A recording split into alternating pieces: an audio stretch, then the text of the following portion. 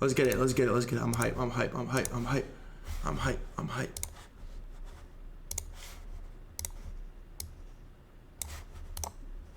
Da-da-da. Let me get your volume right. And yo. Hey. What's up, guys? We got we got Kalos and Adrian on here. How are you guys? Who are we?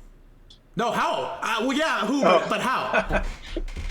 Good, yeah. Oh, how good? Yeah, really good. Working away. Happy New Year to you and everyone else. Likewise. You know, this is probably also parallel AI Rev with the 100 gifted might go. This is probably the most requested stream. Up there. This is up there with the most requested stream that I have had in a long time. Untaught Talent, one of my mods, one of my goats, has been DMing me to do this every single day for the last like 2 months. So I'm personally excited. You guys are doing some really cool shit. So first of all, thank you for coming on. It's much appreciated. I guess I have to do like, I don't know, let's just start with the worst intro question. Just like get it out of the way. Kalos, I can start with you, then we'll toss it over. Like, I don't know, just tell us who you are and kind of how we got here a little bit. Sure. Yeah. So I, kind of a bit about my background. Maybe I spent about 11 years at a bank working for executives there, designing technology solutions. Left and started building companies and investing in blockchain pretty early on. And yeah, I think from a parallel standpoint, I'm kind of like the person who helps set the vision and kind of coordinate a lot of the games that we're developing or some of the infrastructure we're building. And yeah, that's at a high level who I am. Sick. And yeah, I head up AI and data over at the Parallel. Yeah, my background is like data science, consulting agency, and when I heard that Sasha was starting Parallel with some other people that I know, I immediately jumped on board. And yeah, I head up most of the AI initiatives here. Sick. Thanks for the background. Can I guess Kalos, I'll throw it to you. Can you give us like the high level ecosystem overview of like Parallel versus like AIWayfinder versus any games that you've launched? Like break down kind of like how the ecosystem is structured. Yeah, sure. So I think the way to think about it is kind of like all Parallel games, and there's one currently in market called Parallel TCG, the trading card game that everyone kind of knows and plays. That kind of started everything, and that game runs on Prime. And there's 2 more games coming this year. One's called Parallel Colony, which is an AI simulation game. Colony is a game where you're actually not the player. The AI agent is the player, and that agent is represented by what's called a Parallel avatar, which is an NFT.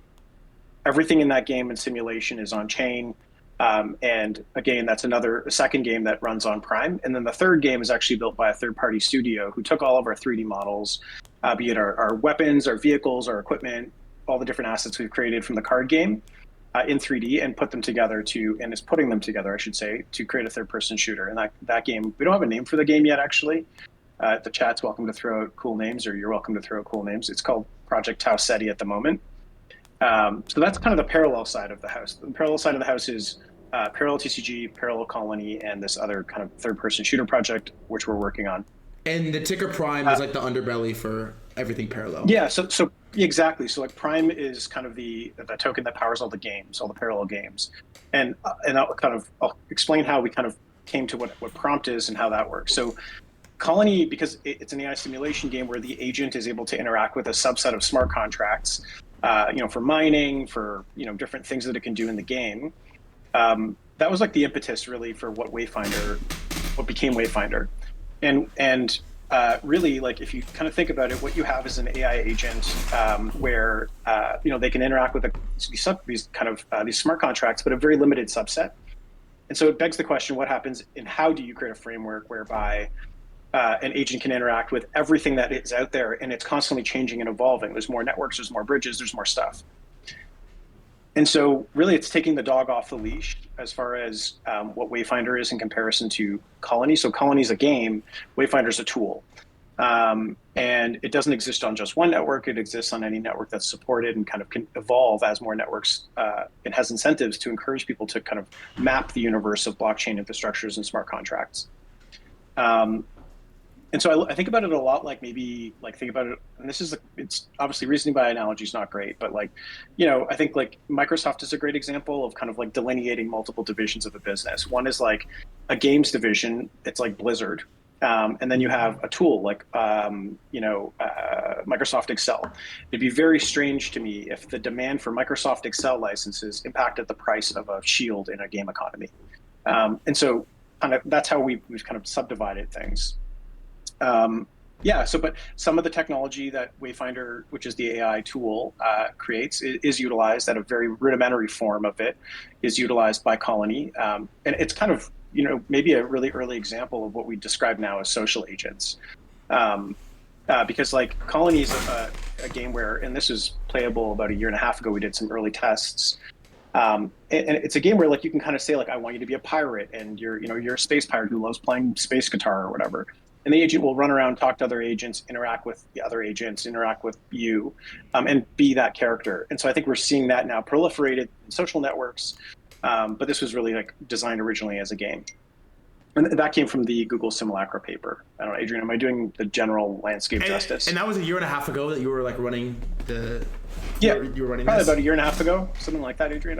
Yeah. I mean, it was a little low fidelity. Like, you might have seen some of the stuff on YouTube where it was like little dots running around a screen and generating like their own assets and their own images and things like that. But yeah, that was a year and a half ago. Like right after that paper was released, I think we took a look at it and we're like, oh my God, we could do something that's even better than this. Well, not necessarily better in terms of research, but certainly better in terms of playability. Yeah, like so the Google Simulacra paper, are you familiar with that, Threadguy? Vaguely. Okay, so it was a paper where researchers had put out that it was a bunch of AI agents in a confined kind of little mini game environment, and they coordinated amongst each other, and they did some what's described as emergent behavior. They started doing things that no one thought they were going to do. So things like organizing a Valentine's Day party. They decided to do that. And so when we read the paper early on, we were kind of looking at how to create a new segment of gaming, and we didn't want to compete. Like, if you think about like, ARPGs, people typically think Diablo, and so like, how do you create a new segment? And the answer is you marry AI with a form of gaming. And so really, the Simulacra paper kind of was like, you could read it and you understood what was happening. It was remarkable, but no one could touch it and play with it. And so we wanted to be the first to create a game on that new category. And again, that's kind of like the birthplace of kind of some of the nascent work that became Wayfinder today. How much of an impact is AI going to have on gaming? Oh, huge. Like enormous. Like, and a great example is like Elon Musk has recently announced that he's going to create an AI gaming studio. It's just, I don't think we can even comprehend. I think it'll get to a place where you can like kind of explain what kind of game you want to play, and you'll just create it and play it. Really? How far away is that? There's so many levels to that. Like, yeah. Oh, go ahead. No, yeah. Like, explain maybe technically, Adrian, if you want to kind of dig into like what's possible here. He's the right person to answer this question. Yeah. So, I mean, there's at the very base, there's like, you can have assets that are just generated by AI. And so you can have like, items and things like that are generated by AI. And that's like here now, basically. Then you have like kind of the other players in the game who are AI, and like their motives are generated by AI and reflections and all that stuff. That's very sort of similar to the Simulacra paper and to the Colony implementation.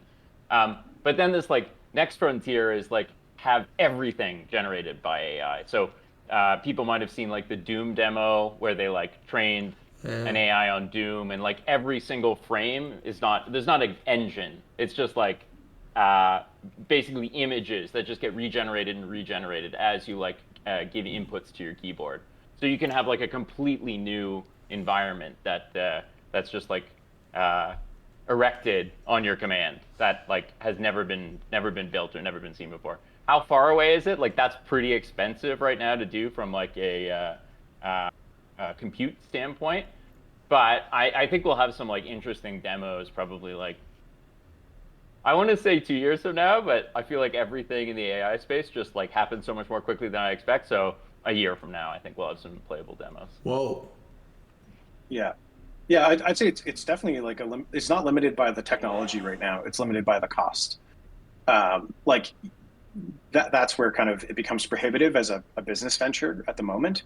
But like it's not Moore's law, it's Wright's law, right, Adrian? Governing Yeah.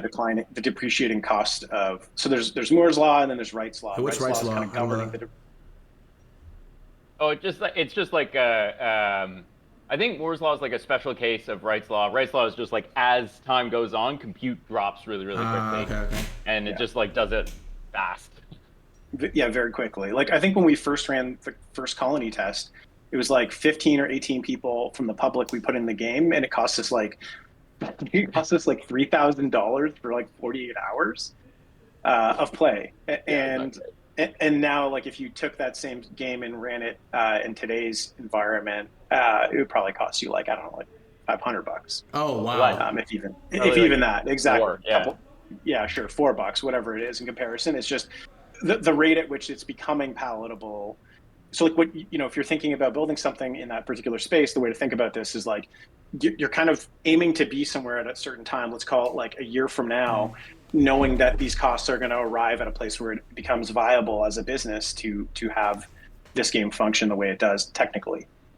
But that's the colony side of things, and then there's the Wayfinder side of things, which is kind of a different beast. Yeah, so let's do some Wayfinder side of things. So I guess like you kind of explained it at a high level. It's gonna play a role in like colony in the games that you build, but the overarching vision is like much bigger than just like any one game. Like, can you explain why Wayfinder is different, but specifically like how is Wayfinder gonna change how like a user interacts with crypto and blockchain? Sure, Adrian, do you want to just like show them or something? Or... That would be so sick. Sure. Yeah. We're kind of like changing the wheels. If you just screen Still, share, we can but, watch it. Is this an oh, alpha yeah. right Yeah. here? Has this like been shown before? Yeah, I think Probably. some of this Okay, has okay. probably been seen. Yeah, so like really what it is a way for you to it's a way for you to interact with networks, and it's not isolated to any one network, right? Like it supports I think like something like eight networks right now, like Ethereum, Base, Binance Smart Chain, Solana, and a bunch of others. Oh, I think we lost Adrian. Yeah, he could join back. Yeah, and really, what it allows you to do is to obviously save a lot of time, like around, bridging and transacting. It also provides autonomous agents to kind of fulfill tasks that you want to complete based on trigger events, so conditional transactions. And it can monitor, news for those triggers. It can do a lot of different things. And beyond that, it also writes, edits, and deploys code. So you can say, like, I want to create a smart contract that does X, Y, and Z, and I wanted to use this token. Here's the reference I want you to use. And then it can go and write a smart contract for whatever you dictate. So you can say, I want to create a lottery where anyone can deposit USDC once a week, and a winner is selected on Friday at midnight, and you're going to keep 5% on the contract as a rake for everything deposited. If you early withdraw before the draw, there's a 10% penalty, and it'll write the contract, edit the contract, audit it, and then deploy it to the network of choice. Really? And then also create a front end for it as well. Yeah, so you'll have like a web UI that is And it's hosted like by the. it's free to do that. Like how? No. Because there has to be essentially costs. There's costs associated with interacting with the agent, as well as deployment costs. So like essentially you'd want to say, so like some things are kind of very how to explain this. So depending on what you want an agent to do, there's different computational costs. Okay. And so if you're just talking to them about something, it's probably really low cost, and transacting in simple ways very low cost. And part of that cost comes out of a rake of the transaction value. So like a super small piece of the transaction gets clipped to pay for your fees. But ultimately what it really is this abstraction that it's like almost like this. It's like if all these different disparate blockchains exist, what this is, it doesn't reside on any one of those networks. What it does is it resides on top of them all and allows you to interact with everything seamlessly without having to know, what website to go to bridge or what DEX to use to swap. Or all you have to do is say, like, I want to buy, I want to take the USDC I have on mainnet and buy dog with fat on Solana, and it'll do that. And so I think what you're after is kind of boiling everything down to a really simplified use case where there's going to be times that make a lot of sense for you to be at a terminal, looking at charts, in the trenches, sure. And then there's times where you just want to like be out with your friends and pick up your phone and be like, do this and put it down. And that's really what it does. Damn, that is a wild explanation. I have, Adrian, I have your screen right here. I can go full screen on it. Oh, wicked. Okay, sweet. Yeah, so this is just like we've got like, there's sort of two tiers of testers at this point. There's the like testers who have access to the full have access to the full capability of Wayfinder, as Sasha just described, and then there's the early access beta users who I think have come in the last week or so, where we'll be like slowly rolling out the functionality as the testers are like, okay, this works fairly well. Okay. So this is, this is... Wait, how do you get access? You ask Adrian really nicely. That. You gotta fill out some forms and then, ask us nicely, fill out some forms, and then we'll drop you in. I can do that. All right, keep going now. So this is, there's like a wallet associated with your agent. Eventually there'll be multiple wallets. Right now there's just the single one to keep things simple. So you've got EVM wallet and you've got a Solana wallet. Again, eventually there'll be more. Yeah. But as we work with like our 6 test networks now, that's what we've got access to here. So these are the assets. Some of it is like staked assets. Some of it is because because I've asked my agent to do like some staking, some lending, some borrowing. But we got stuff across Solana, Polygon. I think it's also super interesting the way in which like it expands its graph. So like if you ask it, something that it's not capable of doing today, so you can say like, I want to deposit USDC into Moonwell. It's never done that. Someone can pick up a bounty and then show it how to do that by like providing it the contract for depositing, telling it the different functions, showing it the USDC contract, and literally just explain it to the agent, and it'll perform multiple tests to attempt to do it. And if successful, it'll actually create a new path, allowing all agents, the next time someone asks to deposit USDC into Moonwell, it'll know how to do it. And so I think like what the objective is ultimately to create capability for these agents that map everything and create an incentive structure for people to be able to support the agent. And I think like it's a bit counterintuitive because it's almost like we're being farmed. We're the farm in terms of the contextual information that AI needs to be able to perform these functions. And what you want to do, and really what Wayfinder aims to do, is to create an incentive structure that gives people a reason to go and provide it the context for all these things and anything new that may come up, be it a new network, a new bridge, a new swap, that new DEX, whatever it is, there's an incentive to go create those things and validate them, and then everyone is now capable of doing those things the next time someone asks. Okay, I have a question for you. So I'm trying to figure out how capable is this thing? So someone made a comment, imagine Wayfinder just for farming airdrops. So like, would I be able to be like, all right, Wayfinder, Barachain testnet is live. Here's their incentive structure. Here's how you earn points. I have this much, ETH, whatever, Bara in my wallet. Like, figure out the most optimal strategy to like farm Barachain testnet and like start earning points. Like, is that like out of the realm insane? Is that like too complex? I would say not really. No, I think the way in which you frame the prompt, I think this is like one of those cases of like, how good are you at prompting? Because I think it's like, if you have an idea as to what you think would be the best, way to do it, you just tell it that, which is like, here's how much of X token I have in this wallet. Here's the contract for, whatever the thing that you think you're going to get a reward for doing is, loop endlessly doing that until I have no more value. And it would do that. Right? Adrian, and you'll have to teach it some capabilities probably. Like, pretty soon we'll open up not pretty soon, like in a while we'll open up like every single EVM chain and rollups and stuff. So Barachain, assume would be included in that. And then from there, you just have to teach it some capabilities, and it'll know how to transact fairly well on its own. You just have to, like, so the way it works is we have like, there's some sort of graph of information about like the different tokens that are out there and the different things that you can do with those tokens, and it uses that in order to put together transactions. People can add to it by using like a different agent. So right now there's like 3 primary agents. There's this transaction agent, which you go through and kind of, like, you can see, I just did this transaction a second ago. Like, let's pay back. I had some loan. I wanted to pay back my Coinbase wrapped ETH.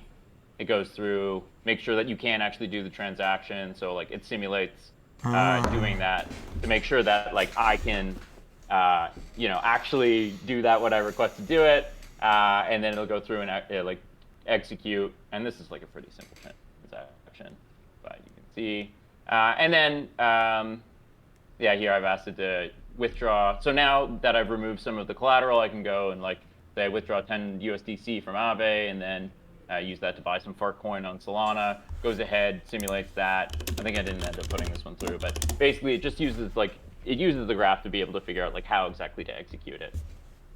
And it uses like a stock set of functions plus whatever people have built. So the other agent is more kind of like a creation side agent. Okay. And that's where you go in and either create smart contracts. I was just playing around with it here. See if I've got something interesting to show.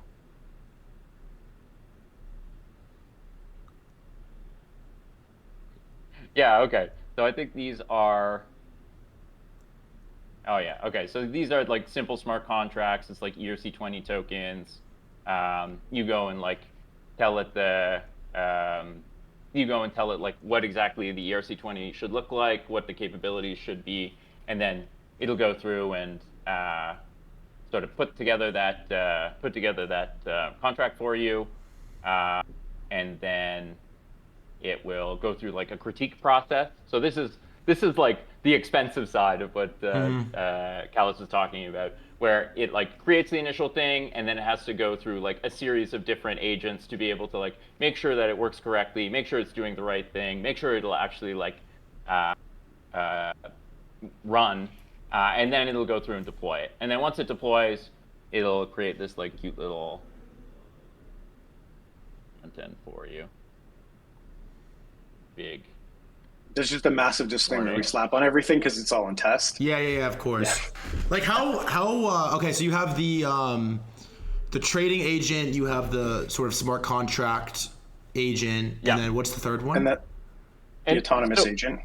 There's the autonomous agent, but the other thing that this contract agent could do, it should really be called builder contract. We just like haven't changed the label, but pretty much, so you can get it to do like paths as well. So we have the stock set of things. You can like swap, bridge, borrow, lend, whatever. This, it lets you like establish it. You add different contracts to its context. So you help it along. This is where like you get farmed a little bit by the AI to say like, oh yeah, I want to do something on Aerodrome, so I'm going to add these smart contracts to it. And then you say like, what exactly is the thing that you want to build? I think here we were saying like add liquidity, and then it goes through and does a similar process to the contract, except more thorough, because we want to make sure that the thing is actually going to work and do what it says it's going to do when people execute it. And from there, it like makes its own tests. It like runs the contract, or it runs the path that you've created. Make sure that the tests land. If it doesn't, then it goes through like a revision process until it does that. This question might not be framed right, but how does like learning work? Like, okay, if I had access to Wayfinder and I asked it to do like learn a skill and do it for the first time, like I don't know, like add liquidity to some like obscure chain that it's never interacted with before, and then it like learned how to do the skill and did it successfully, does that like go back into the main like hard drive where it like now knows how to add liquidity on this like random alt side chain? Yeah, exactly. So that's what these are. So these are what the testers have made.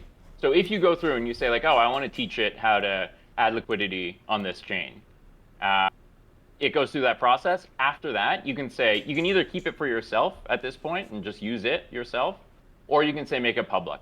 And this is the stuff that people have made public. So Wow. redeem MWWETH, register base name, Morpho, PDT staking and claim. So it's just So like, you're not writing the code, but you're not writing the code, right? Like the agent's doing that. Correct. You're just explaining to it the pieces that it needs and what it's supposed to do with those pieces. That's the key here. So like, you could teach it something entirely new should you want, right? So then it's just Yeah, like I think perpetually growing like new like paths. Exactly. But so is the space, right? The space is constantly like there's the new hot thing to chase. There's like a new network, there's a new bridge, there's a new DEX, there's a new this, whatever it is. And so how do you create an incentive structure to continually map that? Because imagine you're the person who created like the hot new path to something that everyone wants to use. You get a piece of all the volume throughput on that path every time someone uses it. And so essentially you have a really good incentive to go and create whenever someone asks for something new. If you see like, oh, 20 people just asked Wayfinder to do this thing and it doesn't know how to do it, you pick up the bounty, you get paid a bounty and prompt, which is the collateral you use to put up to make sure that that path is like secure. And then you create the path, and then every time someone uses it, you're getting a clip. We're being farmed. Like that's like that's the objective. It sounds funny to say it. But the point is you want to the most like I like to think about like digital Darwinism as like really two brackets. One bracket is like the most intelligent. We're never going to compete on that model. I think that to me is like you have to have billions of dollars, and that's already a race in and of itself. But then there's the most capable, and the most capable also survives, and the most capable has abilities and understands how to do things that are very useful. And so I think the objective is to be the most capable agent, and to do that, you have to download all of our capabilities as humans into it because it's not context that is trained into an AI model. And so how do we do that? We incentivize providing the context required to map the world. I think you got me with the like the volume fee. If someone figures out a new path and makes it public, that's crazy. That's wild. Wow. What do you think is the most? What is going to be the most used or important day-to-day unlock of AI Wayfinder? Like, what can this thing do? What can people do with this really easy that they're going to like do every day and probably use the most when this is fully live? I think, Adrian, I'll have probably a different opinion than you. I think as an engineer, you're probably going to be like, well, it just makes building really easy, right? But I think it just day-to-day transactions. And like, I had a great example recently where a friend of mine, so I'm from Canada, one of my coworkers is from the US, and I needed like a mattress thing, a cover for a mattress. For whatever reason, they didn't sell it here. And his name's Callie, shout out Callie. And Callie ordered it for me, and it was like $230 or something. And I looked at my Wayfinder wallet, and I had like 20 different or 30 different tokens across whatever 6 networks, like BNB and all this stuff. And I just said, "Hey, Wayfinder, like sell," and it was like $350. So it said, "Sell everything across all the networks, consolidate it, and send Callie 230 USDC. Here's his address," and it just did it. So all that bridging. How long did it take, and how much does that cost to use it? I don't think we have any of the like fees or anything like that included into the system today, so it costs nothing. But it would obviously be a very small fee, and it took probably like 3 minutes or 2 minutes. It did. I just said it took me that time. It took to type that one sentence, so like 10 seconds. But it probably took like 2 or 3 minutes, and it did it. Would something like that cost like roughly like 10 cents, $1, $10, $100, $1,000? For the user, definitely in like the probably sub 10 cent range. Oh yes, that's worth it. Fuck yeah, that's big. Yeah, it depends where you're. Oh, you mean for our fees, or like, it's a lot of the same. It's similar. It's a lot of the same code that you're using. Yeah. So to clarify, like, there's really like 2 brackets here. There's like the network fees of all these different networks. Of course. But he's talking about Wayfinder. Wayfinder only. Oh, yeah. Very like little. Probably definitely less than 10 cents. Yeah. Damn, that's because but that's the goal, right? It's like, how do you make it that convenient where it's like, if I like even opening up like, be it Phantom or MetaMask. I was about to say Firefox. Both Foxes. But MetaMask and like all the pain in the ass of like, typing someone's address, connecting all this, just waiting for that to go through, grabbing the Ether scan or grabbing the Soul scan, whatever. Like it's just all that's just nonsense. And like we can now get to a place where like it doesn't matter what network you want to interact with. The objective is like I just want to do this thing, and like more times than not, just doing the thing is what matters. And then I think like if you like really zoom out and you want to talk about like what this does on kind of on-chain infrastructure. And I've alluded to this a little bit, so I'll give you some interesting conversation points, or maybe we can talk about it. It is like what happens when you apply this to kind of just consumer transactions in general. I think like that's coming next. So it's like, okay, there's going to be this place where we've moved into, you can do all these different transactions across all these networks seamlessly with this system. So I've got a phone ringing in the background. But what happens when you can also do things across, it's essentially going to be a hunter seeker function. Like we went from like this Web 2 search and like identify and click and buy. And I think we're going to now be in this hunter seeker mode where like you have these autonomous agents constantly hunting for what you want to obtain, and be it on chain or not, it's going to be obtainable through an easier interface where it's just like, buy me a Vitamix. And that's it. Whoa. Adrian, what do you think is going to be like the most day-to-day important or most used feature of this, like when this is live? Yeah, I mean, I've got on the page pulled up. It's the autonomous agent side. I just want something to like balance my stablecoin yields across a whole bunch of different networks, across a whole bunch of different protocols, and like get me good loops and stuff. So this is kind of like, this is the last agent. This is the one where you like go in, you take the capabilities from the transaction agent. You take all the stuff that people have built in the contract agent, and you say like, okay, go just do it for me on repeat. And so you specify a few things. In this case, it's like the way it works currently is like you say when it wakes up, and then if it wakes up, it'll like have a certain set of information. And in this case, I think I look at Aave's. Oh, I look at Aave data, and I think maybe I look at Aave's Twitter feed and see if there's any like good promotions there, and then oh yeah, here it is. Yeah, any new incentives that have been called, and then it takes that information and it decides, okay, do we, based on some prompting that I've given it, in this case like fairly loose, what do we do? What do we do here?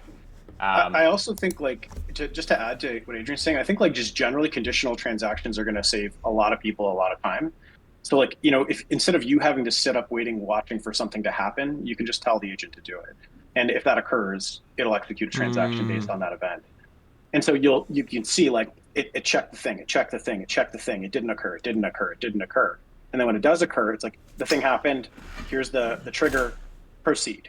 And so I think there's going to be like a pretty big unlock around conditional transactions. And those require autonomous agents to execute and perform those functions. But sick. Adrian, I could see that being, yeah. I was gonna ask Adrian if it's, a couple people in chat asked if it's possible for you. I don't know if you could do it, to do like a one transaction demo on like how it works. Yeah. Swap some like base ETH to like Sol or some shit. I don't know. Yeah, absolutely. Let me do that. Oh, did I stop presenting? 1 sec. Yeah, I think you stopped sharing.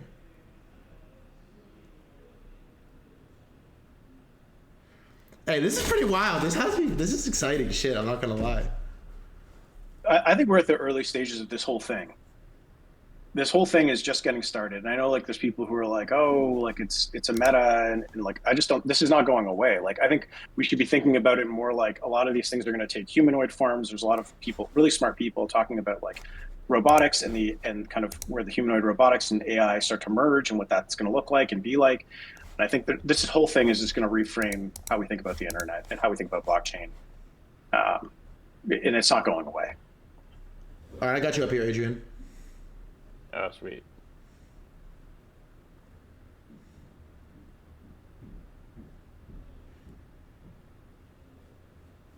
Also, your community is fucking nuts, bro. They were on my ass to do this. They were on my ass. So I've just kicked that. It's a pretty simple transaction. Okay. Just like 0.5 base ETH to buy Chill Guy and and Solana. Things are still a little bit bumpy because we're Cool. still setting stuff up. But what you see here is like you can have a conversation with the agent, and it'll be able to like figure out, that you can query stuff, you can find out rates, you can find out like stuff that's happening on Twitter, you can find out like, I don't know, a whole bunch of other information. And then to pursue the transaction, and then confirm details with you. Okay, you say yes, and then it can execute. Yeah, exactly. But so what it's right now, what it's doing is it's looking up the different pieces, and it's going to go and like stick together a transaction. Right now, the transaction engine that we have is like a little bit, I would say, primitive, and the one that we're rolling out in a few weeks is going to be like quite exciting. So what it's going to, it's going to swap, and then it's going to go to USDC and then bridge over using USDC. But right now, what it's doing is it's like forking the state of all of the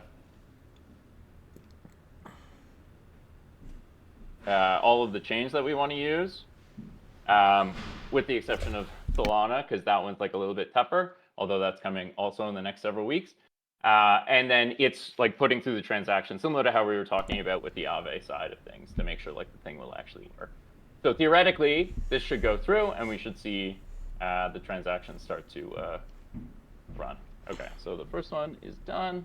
Wow, that was pretty sick. It's low-key like a lot of steps. It's not like it's quite a few steps to like get that done. You go from base ETH to Chill Guy and Sol. It's not like a one click. Like it's a multi-hop transaction. I'm saying traditionally too. This was impressive. I'm saying like without like on my own to go MetaMask, like Brit, Orbiter.finance or Sideshift or something, swap, go to Jupiter. Like it's quite a few steps. That was sick. It is. Well, it is. We got like a little failure here because probably there's some slower call data or something. But yeah, in general, the transactions should go. If you simulate them, there's like a very, very high probability of going through. And the next like iteration in the transaction engine is going to make sure that that's going to land. Yeah, we'll Photoshop that out in the VOD. But thanks, thanks for the demo. All right. This is what I have to know then is, remind me what the ticker is called? Prompt? How the fuck do I get prompt? So there's really like kind of two methods right now. One is you can take Prime and go to Wayfinder.ai and cache it. 40% of the supply is being given to people who do that. I think like over 50% of the total supply of Prime is now locked up for that. Really? Earning those rewards, yeah. And then there's also just signing up on Wayfinder.ai for the pre-reg, where you can initiate your EVM and Solana wallets. I think 1% of the supply is going there. And then you can also just, once it is live, you can go in and you can create wayfinding paths. You can collateralize them. You can collect bounties and perform the things that other people don't want to do if you want to contribute to it. Those are the methods right now for obtaining prompt. What would you like? What would be like the term that you would use to explain what AIWayfinder is? Like, is it like an agent? Is it like a cluster of agents? Like, what would you like classify it as? It's like, it's super nerdy to say, but it's like a hierarchy of agents. Hierarchy of agents. I like that. Yeah, you have this transaction agent. Underneath it, there's going to be like agents who are trying to figure out what you mean when you say Chill Guy versus like some other thing. What do you mean by USDC on Solana versus some other thing? There's agents that are like trying to figure out the paths between stuff. There's all sorts of these like little workers underneath that's trying to roll up to give you like a single transaction that works correctly. And then from there, that can be used by all the other agents. So like you have this transaction agent, has all the agents underneath. You can then spin up like a autonomous agent that is able to like leverage that agent to do transactions. And so it just like builds on itself and builds on itself until you get like a whole ecosystem of useful utility. Agent hierarchy. All right, Adrian, can you, to the best of your ability, try to explain what interacting with AI is going to look like in 12 months? Like when this agent hierarchy is like kind of fleshed out, what's it going to look like? Like I spoke to the Griffin founder the other day. Pretty cool. They're building like the app store, kind of like a similar one prompt interact with the chain. Like when this AI agent thing is further down the line, what is it going to look like to interact? Well, I mean, I kind of like the simplicity of like eventually you'll just be able to like talk to it and say like, okay, I want to do this thing, and it'll kind of figure out the intention from you. Or ask already, it kind of asks what like to specify like what exactly it is that you want to do, and like make sure that it's gonna execute it to your specification. I think that'll just happen for all interactions, period. So any blockchain interaction that you're gonna do, you just say like, I want to do this like one thing. If the thing doesn't exist, then like let's go make that thing. And then from there, it'll just like snowball into like a beautiful user experience versus the current one of, you know, browser plugins and stuff. Also, just for the record, I resubmitted the transaction. And it works? And it works fine. All right, I'll take your word for it. But, yeah. We'll like cut this part of you saying it worked into the. So someone in chat said it's Jarvis for the blockchain. That's pretty fucking funny. Yeah, it's a bit like Her. Have you seen the movie Her?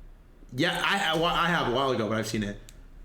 Yeah, kind of like that. I think you'll end up having, I think, quite close relationships with, and like not like, you know, sexual relationship. Well, there will be people of that. I mean, I'm not mad at it, you know. Yeah. But generally, I think we should look at like our reference point of sci-fi. A lot of that stuff we've achieved, right? And so like I think Her or maybe like Blade Runner are probably good reference points for like what we imagine the future will look like, and probably what it'll be like to interact with some of these digital intelligence agents, and be them for blockchain or not.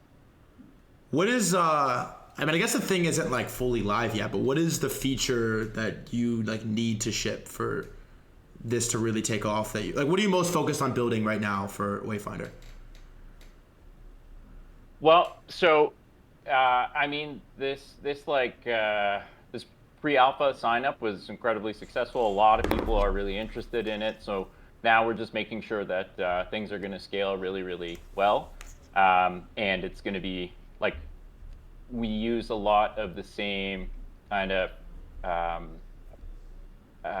like research, the techniques from these research initiatives around like test time compute to make sure that we're going to be able to like deliver a very, very smooth experience. So the first thing that we're working on is just making it very, very snappy, very, very reliable for the transaction side. And then pretty soon after, making it so it's very, very capable on the contract agent, builder agent side, so that people can build whatever they want to and give everybody access to these like amazing capabilities all over the blockchain. Adrian, those are the my bad. Oh, sorry. All right. How would you like convince a skeptic that AI crypto isn't just a bunch of slop GPT wrapper chatbots? Oh, well, I mean, of course there's like, people are using, the problem, I hate that like GPT wrapper term, because of course people are gonna like, they're gonna use a model. Like back in my, you know, old school data science days, you'd like train up a model, you'd hook up that model, you'd have clients who are using that model. They don't just call, you know, their marketing plan like tree wrapper. It's just like a little tool that like sits somewhere in the middle of all of this like coordination. So I think that like crypto is the perfect use case for AI, because you've got all these, like, first of all, everything is completely open. So like people launch smart contracts, the code is completely open, the ABIs are completely open, the documentation is usually completely open. So it's incredibly easy to just like learn a whole bunch of stuff. And then you've got these like very finite little like pieces of software that are smart contracts.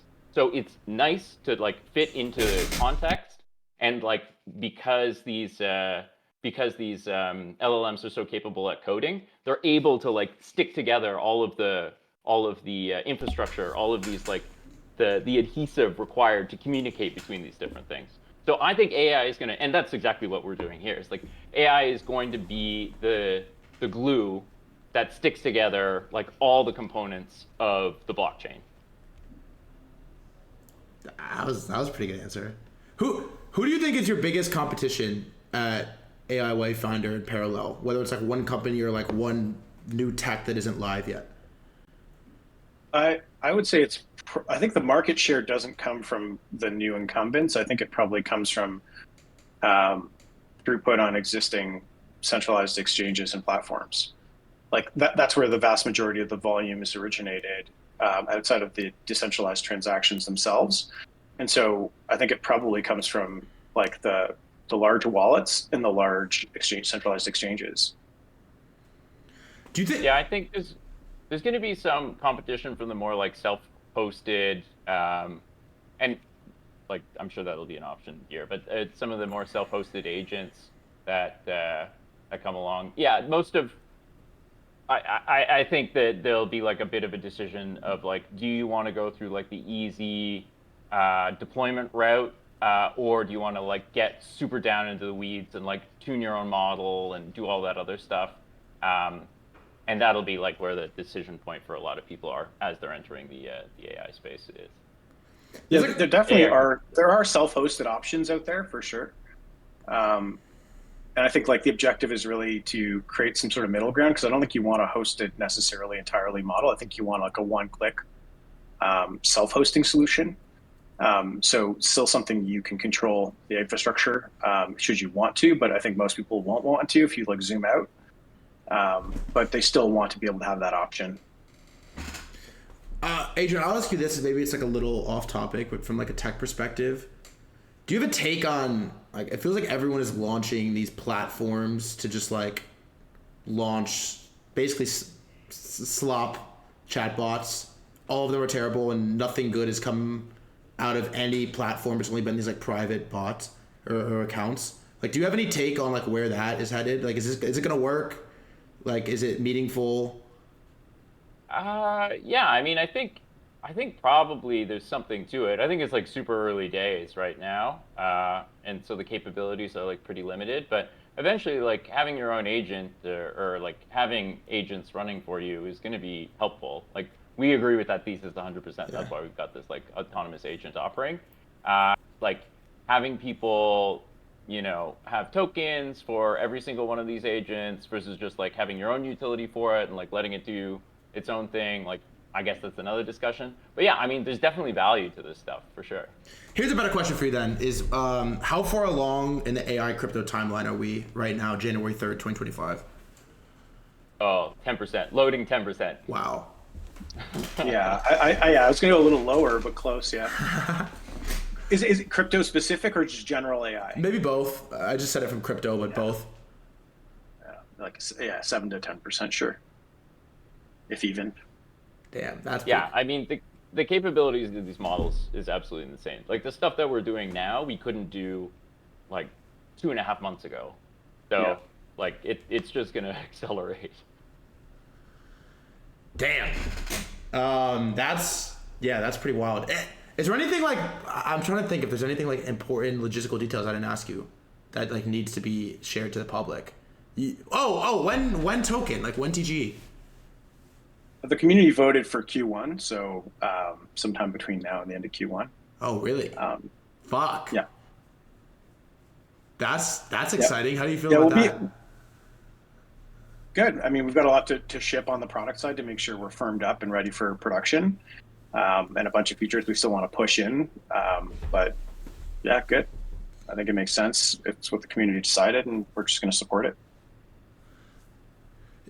Is this anything similar to the like you mentioned, Kalos, like this, but for like normal consumer, like buy products? It's normal stuff you do on the internet, non crypto related. Sure. Like, is there anything comparable to AI Wayfinder that has like nothing to do with crypto, just for like traditional like commerce? I don't think we've seen like a commerce, like kind of a generic commerce layer yet. I think we will. I imagine OpenAI is probably going to provide. I think that landscape is going to be very interesting to watch as to like who takes shape to provide consumer like transactions. Because like, is it going to be like is it going to be an existing foundational model company, or is it going to be like a Shopify? Who knows? I think it's interesting to think about it. I don't think we've seen the player yet, but that opportunity in and of itself is enormous. And actually, I was talking about this recently because, like, what's it worth if you control 5 or 10%? Imagine controlling 5 or 10% of the order flow to Amazon. because 5 or 10% of the customers are using your system, and there's other service providers that can fulfill those orders. And I know there's like an argument people had around like, oh, like I care about who service provider is. It's like, well, let's just assume all things are equal for a second, and that like you can, get a return shipping label. It's just as easy with the alternate provider, and you have the ability to route volume. So like I just say I want to buy a blender, like there's multiple different vendors that can supply that blender. You're now this order routing layer on top of the internet, on top of commerce. And that in and of itself is immensely valuable. So I don't know that we've seen a player emerge, but I think the opportunity and the prize indicates to me that someone will. I think Claude had some like sort of start or like beginnings to that, but they really shy away from any transactional pieces, because there isn't that like level of the user has their own keys, the user has their own coins. Also, didn't Stripe announce something, Adrian? Stripe just announced like Stripe announced like some sort of AI API integration. Obviously. Yeah, it's sort of like the same bucket as like the Coinbase, where they have like they provide the tools to like get stuff done from like an agent perspective, and I mean it's definitely something that probably a lot of agents will end up using, but those are like the component pieces of the agents. So maybe you would hook up like that Claude bot to maybe Stripe, and maybe it would be able to do the thing for you, but I know that they're not like super pumped about doing actual transactions. When public beta? Is that announced? No, I don't think so. Say it right now. I don't think we've.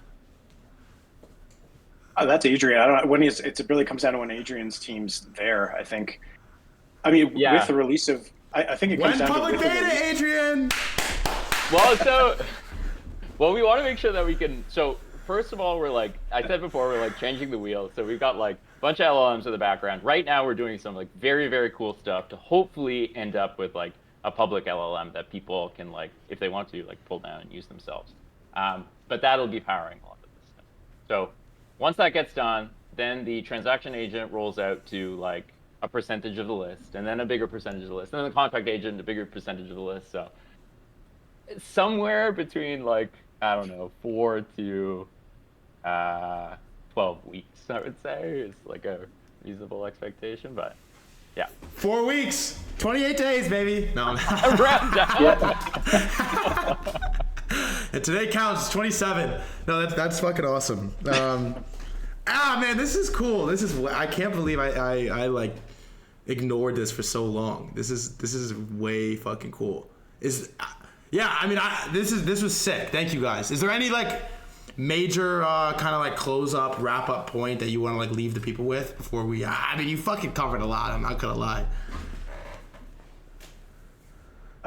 Yeah, sure. I mean, obviously, thanks for having us. Of course. First off, I think, if you're interested in learning about Wayfinder, you can go to wayfinder.ai and you can do the registration. To I think 1% of the total supply of prompt is allocated to that group who register. And like Adrian said, as we roll it out, if you're in that group, you'll get trickled access to these different agents as they roll it into production. So do that.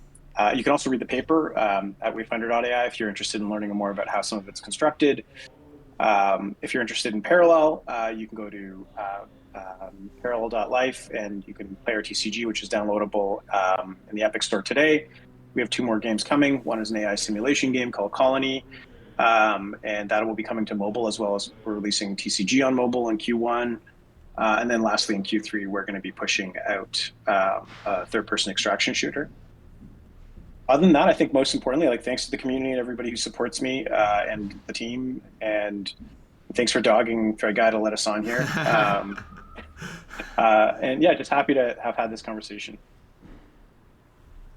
Fuck yeah. Kalos, Adrian, hey, you guys are sick, man. This was really, I'm going to be hounding you guys in your DMs, so look forward to that. But thank you for the time. 28 days, baby. I'm excited. And Q1, best of luck, man. This was sick. He keeps saying lower numbers. He makes me very nervous. Yeah. 26 days. Let's do this fucking thing. Thank you, guys. We'll talk soon, all right? Yeah, thanks for having me. Have a good one. Peace.